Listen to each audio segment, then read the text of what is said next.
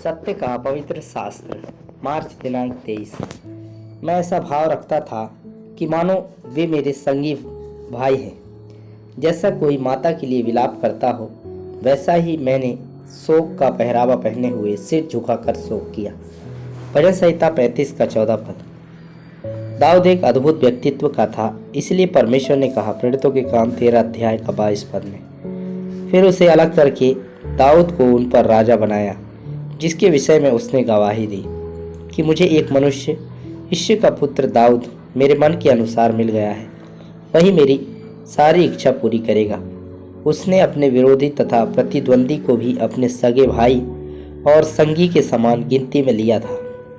और इतना ही नहीं, जब वह मारा गया तो बहुत दुखी होकर खेद करता, टाट ओढ़कर विलाप करता रहा, जैसे कोई अपनी माता के लिए विलाप करता हो, और शोक का पहरावा पहने हुए सिर झुकाकर शोक करता रहा। पवित्र बाइबल शास्त्र इन बातों का पूरा विवरण देती है। दूसरा सामुएल पहला अध्याय का 4 पद, 11 से 12 पद, 17 से 27 पद। दाऊद ने उससे पूछा, वहाँ क्या बात हुई, मुझे बता।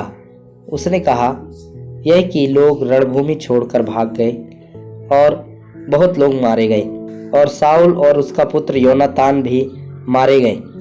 तब दाऊद ने अपने कपड़े पकड़कर फाड़े, और जितने पुरुष उसके संग थे उन्होंने भी वैसा ही किया। और वे साउल और उसके पुत्र योनातान और यहोवा की प्रजा और इज़राइल के घराने के लिए छाती पीटने और रोने लगे, और सांझ तक कुछ न खाया। साउल और योनातान के लिए दाऊद का बनाया हुआ विलाप गीत। तब दाऊद ने साउल और उसके पुत्र योनातान के विषय यह विलाप गीत बनाया, और यहूदियों को यह धनुष नाम गीत सिखाने की आज्ञा दी। यह यासार नामक पुस्तक में लिखा हुआ है। हे इज़राइल, तेरा शिरोमणि तेरे ऊंचे स्थान पर मारा गया। हाय सूरवीर, क्यों कर गिर पड़े हैं। गत में यह ना बताओ, और न अस्कलोन की सड़कों में प्रचार करना। ना हो कि पलिश्ती स्त्रियां आनंदित हों, ना हो कि खतना रहित लोगों की बेटियां गर्व करने लगें। हे गिलबो पहाड़ों, तुम पर ना ओस पड़े, और ना वर्षा हो, और ना भेंट के योग्य उपज वाले खेत पाए जाएं।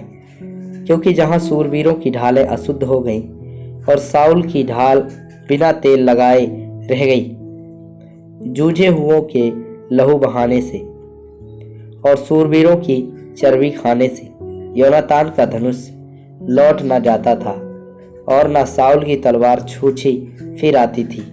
साउल और योनातान जीवन काल में तो प्रिय और मनभाव थे, और अपनी मृत्यु के समय अलग न हुए। वे उकाब से भी बेग चलने वाले और सिंह से भी अधिक पराक्रमी थे। हे इज़राइली स्त्रियों, साउल के लिए रो, वह तो तुम्हें लाल रंग के वस्त्र पहनाकर सुख देता, और तुम्हारे वस्त्रों के ऊपर सोने के गहने पहनाता था। हाय युद्ध के बीच सूरवीर कैसे काम आए।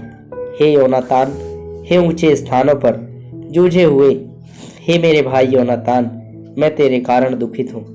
तू मुझे बहुत मनभाव जान पड़ता था। तेरा प्रेम मुझ पर अद्भुत, वरन स्त्रियों के प्रेम से भी बढ़कर था। हाय सूरवीर, क्यों कर गिर गए, और युद्ध के हथियार कैसे नाश हो गए हैं।